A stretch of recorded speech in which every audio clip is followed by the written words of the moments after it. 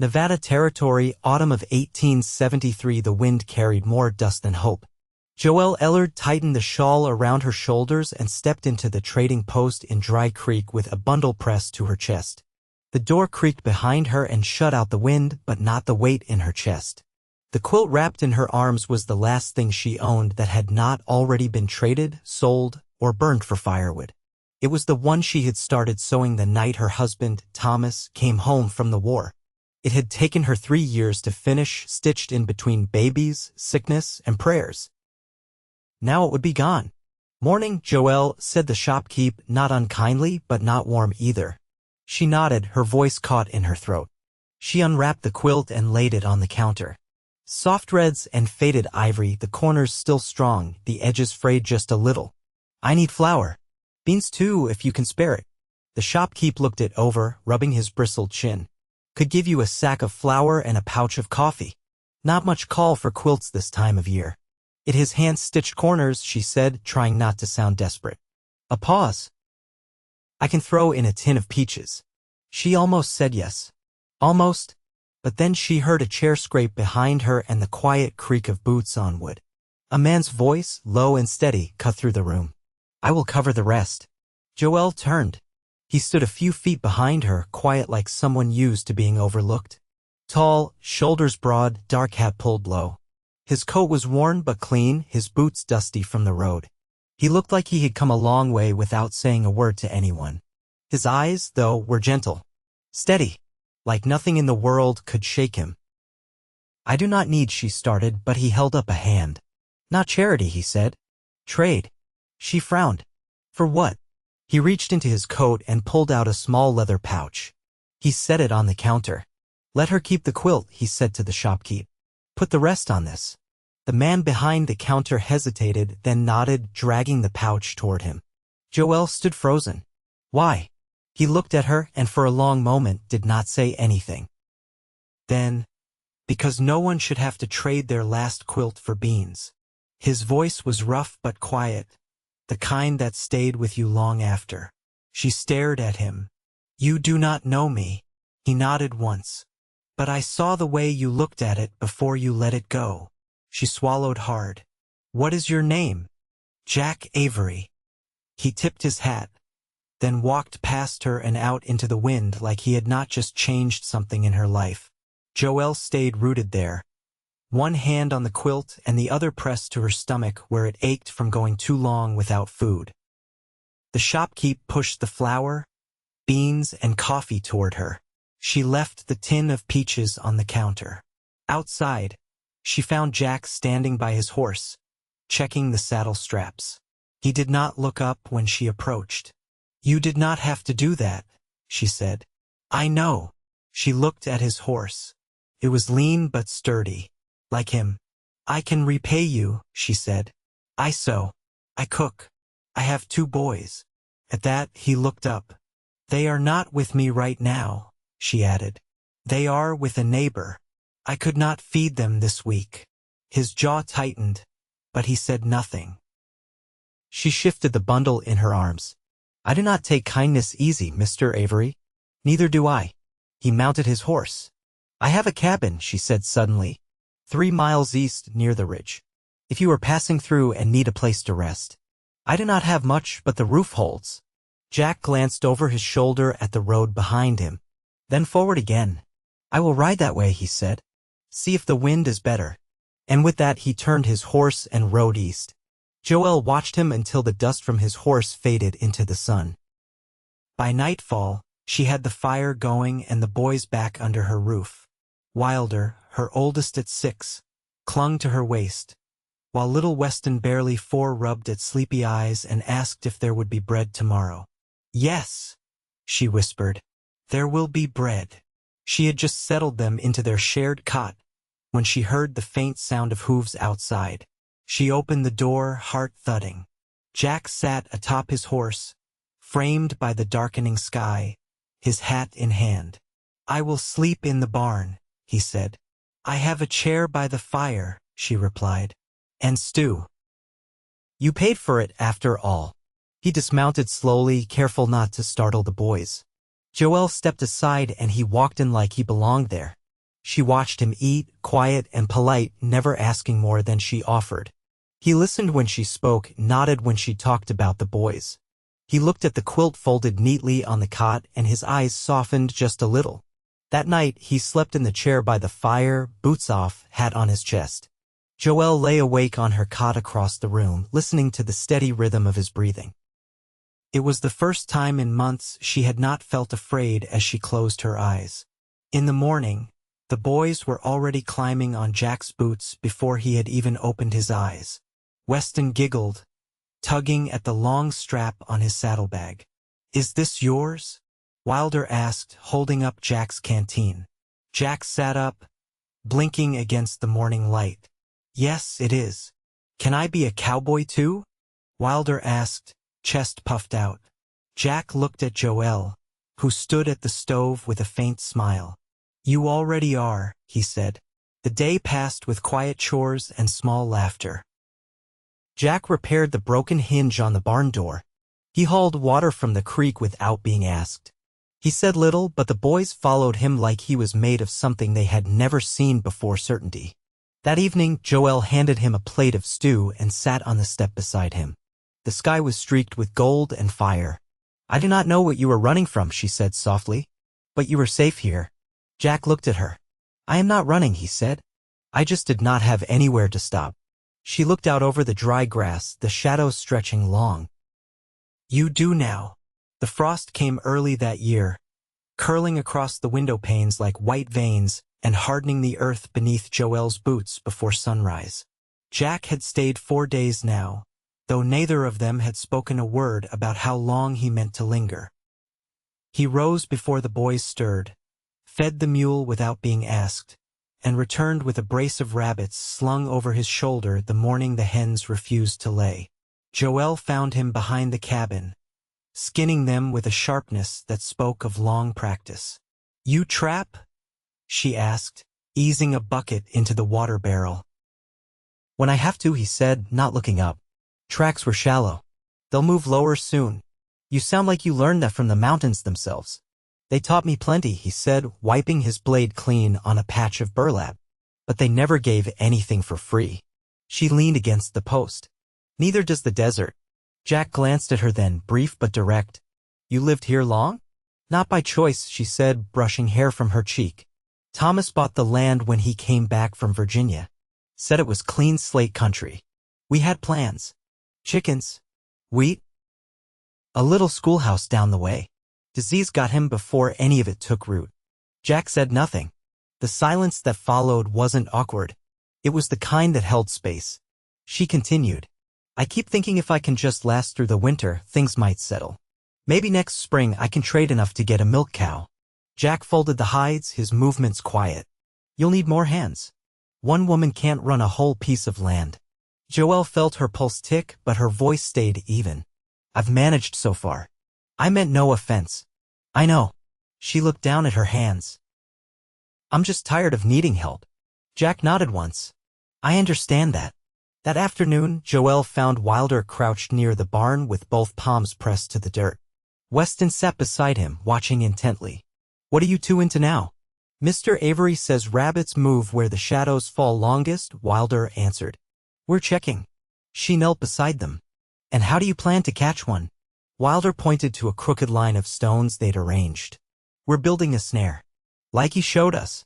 Jack stood at the edge of the paddock, hammering a loose rail back into place. His sleeves were rolled up, revealing long, lean arms marked with faint scars. Not soldier scars, older, uneven, like time had carved them in. That night, Joelle set an extra bowl without thinking. Jack stepped through the door as the boys were washing up, boots brushed clean and hat tucked under one arm. "You should sit," she said. "It'll go cold." He hesitated, then crossed to the table. "You cooked the rabbits well." "I used mustard seed and vinegar. Cuts the game out." He tasted it, then nodded. "It works." The boys ate fast, then curled up near the fire with a tattered book Joelle had read to them so many times they knew most of it by heart. Jack sat back, watching the flames more than the pages. Joelle cleared the dishes, listening to the low murmur of Wilder's voice as he whispered the lines aloud. "You don't talk about where you came from," she said quietly. Jack looked over. There's not much worth speaking of. Still, she said, drying her hands, a man doesn't grow up knowing how to live off the land unless someone taught him. My grandfather, Jack said after a moment. He raised me after my folks were gone. We trapped along the Snake River, traded with the Nez Perce. He liked silence more than company. Is that where you left? Jack leaned forward, elbows on his knees. He died one winter. I was 17. After that, I just kept moving. Joelle pulled a chair beside him, careful not to wake Weston, who had lain his head against her shawl. You don't seem like a man who keeps drifting. Jack met her eyes. I'm not sure what I seem like. She studied him, the angle of his jaw, the way he didn't flinch from being seen. You seem steady. Outside, the wind picked up, whistling through the eaves. The fire popped once, then settled. Jack glanced toward the boys. They trust easy. They don't actually, Joelle said. They've just decided you're worth it. Jack's shoulders shifted, the barest motion, like something in him let out a quiet breath he didn't know he was holding. She didn't press him, didn't ask what he planned or if he'd stay. But when she laid Weston down in the cot beside his brother and turned back toward the hearth, she saw Jack still sitting there, eyes on the flames, as if waiting for something he couldn't name. She placed a folded blanket over the back of his chair. You're welcome to the barn if you want quiet, she said. But the chair's yours if you'd rather stay close. He didn't answer right away. Then, voice low, here's fine. Joelle nodded once, and as she turned down the oil lamp, she felt the room settle not in silence, but in something warmer, something beginning. By the end of the second week, the snow had begun to linger in the hollows. Joelle stood at the stove before first light, kneading dough with slow, practiced turns. Jack was outside splitting what was left of the pine logs, his rhythm steady, echoing off the cabin walls. Wilder sat at the table with a slate and chalk stub, tongue poking from the corner of his mouth as he tried to form his letters. Weston had crawled under the table, content with a wooden horse carved from a scrap of fence post. Joelle wiped her hands on her apron. Wilder, she said, copy it again. That's not a J yet. He grunted but erased the crooked curve and tried again. When Jack came through the door, the cold clung to his coat. He set the axe near the hearth and pulled off his gloves. There's a deadfall 2 ridges over, he said, brushing snow from his sleeves. If I haul it in, you'll have enough fuel to last the winter. She nodded. If you think it's worth the effort. He looked to the window. It's drywood. Just heavy. Joelle reached for her shawl. I'll come with the mule. You can cut, I'll haul. Jack's glance moved to the boys. They'll be all right? Mrs. Coyle is stopping by for eggs. She can mind them long enough. Wilder looked up, alarmed. I can help, no, Joelle said. You've got your letters. The snow came thicker as they made their way along the ridge trail. The mule plodded slow but sure, and Jack walked ahead, clearing the worst of the brush with a hatchet. Joelle followed, the sled behind her groaning over the packed drifts. When they reached the fallen tree, Jack set to work without a word. The blade of his saw moved in clean strokes, and Joelle gathered the split lengths, stacking them with care. You been through a winter like this before? She asked, catching her breath between trips. Once outside Rawlins, he said. Only way through it was to keep moving. She adjusted the scarf at her neck. You had someone with you? No, just me. Joelle didn't speak for a moment. The wind had picked up, lifting fine snow like dust across the slope. She broke the quiet. You ever think about settling? Jack straightened, wiping sweat from his brow with his sleeve. I did. Once. And the timing was wrong. Joelle set another length on the sled. I've learned time doesn't care whether we're ready or not. It just comes. Jack's gaze lingered on her, but he didn't reply. Instead, he lifted a thick log, muscles taut beneath his shirt, and laid it beside the others. They worked until the sled was near full, then turned back down the ridge. By the time they reached the cabin, Joelle's fingers were numb. She stepped inside while Jack led the mule to the lean-to, his boots crunching over the frozen ground. Mrs. Coyle had left a note pinned to the doorframe, just a scrap of paper with a few words and an empty basket. The boys were warm inside, dozing together beneath a heap of wool blankets. Joelle stoked the fire, filled the kettle, and set it to boil. When Jack returned, she handed him a tin cup of tea and they stood near the hearth together, quiet but close. "I'm thinking of building on a second room," she said, her voice low. "The boys'll outgrow the cot soon." Jack looked around the cabin. "You'll need more than nails and wood for that." "I know. I'll figure something." He hesitated, then pulled a folded note from his coat pocket. "I was offered work. South of here. A ranch near Pioche needs winter help. Good pay." Joelle's hands stilled. "When would you go?" "End of the week." She nodded once. "And after?" He watched the fire a long moment before answering. "That depends." "On what?" His voice was quiet. "On whether there's a place to come back to." Joelle looked at him, heart thrumming against her ribs. "You already know there is." The kettle whistled. Neither moved to silence it. They just stood there, with the warmth between them and the winter closing in outside, and everything unspoken beginning to take its shape. The morning Jack left, the boys stood on the porch bundled in coats too thin for the cold. Joelle knelt beside them, brushing wool caps down snug over their ears, her hands steady though her chest curled tight. Jack secured his bedroll behind the saddle, movements quiet and precise. The sky was pale, clouds low and flat like ironed linen. Snow hadn't yet fallen, but the air pressed in heavy. He tightened the cinch and glanced toward the ridge, then back to the cabin.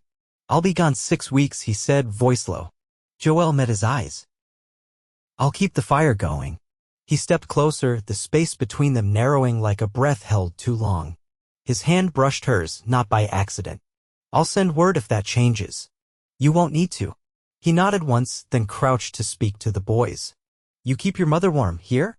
Wilder gave a solemn nod. Weston clung to Joelle's skirt, unsure whether to speak. Jack ruffled his hair gently, then straightened and mounted. He didn't look back when he rode off, and Joelle didn't wave. She stood with her boys until the shape of him vanished behind the ridge, then turned inside and shut the door with care, like sealing something in. The days after fell into their own rhythm. Joelle rose before dawn, cut kindling with a wedge she'd borrowed from the coils, and patched the flue with a strip of tin. She taught Wilder to read maps, tracing routes with a charred stick across paper she'd salvaged from the mercantile's wrappings. Weston helped salt the last of the venison Jack had brought down, his small hands cold but steady. News came only when it chose to. A rider passed once, bound for Panica, and mentioned the ranch near Pioche had taken on a new foreman. Joelle said nothing but stored the word away like flint, dry, sharp, and waiting. One evening in late December, the wind shifted. She heard it before she felt it, the way it scraped across the shutters instead of pressing down. The fire burned low. She added a log and sat by the window, her sewing in her lap, though her hands never moved. 3 days later, just before dusk, Wilder saw the horse first. "There's someone coming," he said, face pressed to the glass. Joelle didn't rise. She waited until the hoofbeats neared the porch, slow and certain. The door creaked open a moment later, and Jack stepped inside, snow-crusted along his collar, his coat stiff with cold. She didn't speak, just crossed the room and took his gloves from him, her fingers brushing his as she did. "I brought sugar," he said, setting a sack on the table. "You didn't have to." "I wanted to." He looked older somehow, not in years, but in the way long travel settles into a man's bones. She saw the wear in his shoulders and the quiet in his eyes that hadn't been there when he left. "How was it?" she asked. "Hard work. Honest. They offered me a place come spring." Joelle folded the gloves, laying them beside the hearth. "What did you say?" "I told them I'd give them an answer after the thaw." She turned, meeting his gaze fully. "Will you?" "That depends," he said, his voice steady. "On what's waiting here." She stepped closer, her hands still, her breath even. "The boys ask about you every morning. Wilder won't set a trap without checking the wind first. Weston says his rabbit stew only tastes right if it smells like pine." Jack's expression didn't change, but something in his stance eased. "And you?" "I stopped counting time when you left. Just waited for the wind to shift." He nodded once, like the earth had tilted back into place beneath his boots. That night, after the boys were asleep, Joelle poured 2 cups of coffee and set one beside him. He took it without a word, their fingers brushing again, this time slower. She sat beside him, not across, and leaned her shoulder against his. "I've still got the second room to build," she said quietly. "I've still got 2 good hands. When spring comes, there'll be planting. I've worked worse soil." The fire crackled low. Wind moved past the walls, but it didn't sound lonesome anymore. She turned her face toward him, her voice barely above a whisper. "You're not drifting anymore, are you?" He looked at her then, not like a man who'd stumbled into something good, but like one who had chosen it with both eyes open. "No," he said, "not anymore." And when he kissed her, it wasn't rushed or uncertain. It was slow, warm, and earned like the first thaw after a long, hard winter. The thaw came slow that year. March crept in with brittle mornings and a sky the color of wet cotton. The snow retreated in uneven patches, leaving behind mud that clung to boots and sucked at wagon wheels. Jack repaired the back fence while Joelle turned over the garden beds with a rusted hoe. Wilder spent hours tracing the creek's edge, dragging a stick through shallow water while Weston collected stones he swore were eggs waiting to hatch. Joelle waited for the thaw not because it marked the end of hardship, but because it meant the earth could be coaxed back to life. She wanted things to grow again. Not just in the soil, but in the quiet spaces she and Jack had learned to share. One morning as she stepped outside with a bucket, she found Jack kneeling beside the porch, clearing the last of the winter's windblown brush from beneath the siding. He straightened when he saw her, brushing grit from his hands. "I was thinking," he said, "about the second room." She shielded her eyes from the sun. "You think it's time? If we wait longer, the ground won't hold the posts right. There's a stretch of pine back behind the ridge. Good straight cuts." She nodded, setting the bucket down. "I'll keep the boys near once you start felling." Weston still got no sense of what's safe. Jack looked at the hills. "I'll bring back what I need. No sense sending for a wagon." Joelle stepped closer. "You've been sleeping lighter lately." He didn't deny it. "Dreams come back when things get still." She reached out, brushing a curl of bark from his sleeve. "You don't have to carry them alone." Jack's eyes met hers. "I know. I just forget sometimes." Later, when the sun was high, she found him laying out the framework with chalk lines across worn planks. She stood behind him, arms crossed. "You ever built a room for a family before?" "No," Jack said. "But I've built enough to know what doesn't fall." He worked through the week, and she helped where she could, sanding, measuring, sorting nails by size in an old coffee tin. The boys watched from the porch, cheering when the first wall went up. On the third day, Wilder brought him a hammer without being asked, setting it down with a kind of reverence. When the final beam was set, Joelle stood in the doorway of the new room, her hand resting against the fresh wood. Jack came in behind her, wiping sawdust from his brow.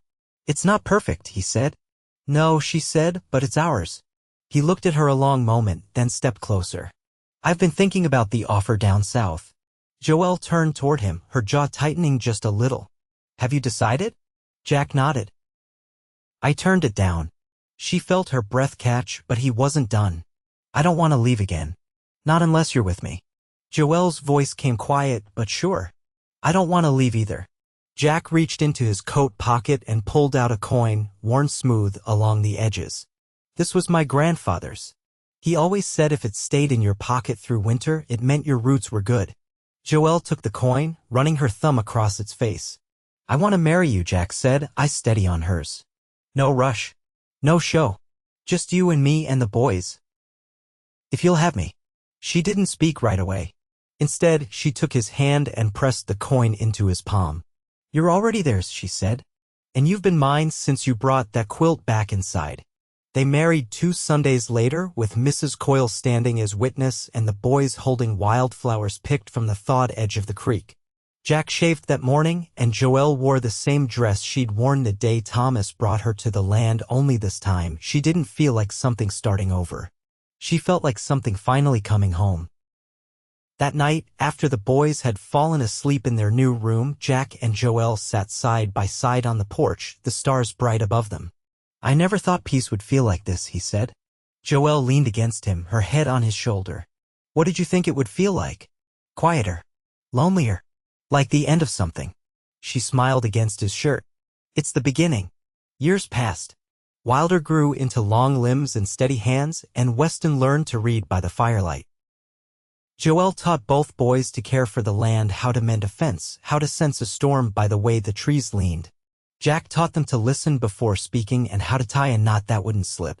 The second room became a third, then a lean-to for tools. The garden stretched wider each spring, and Joelle filled the root cellar without fuss.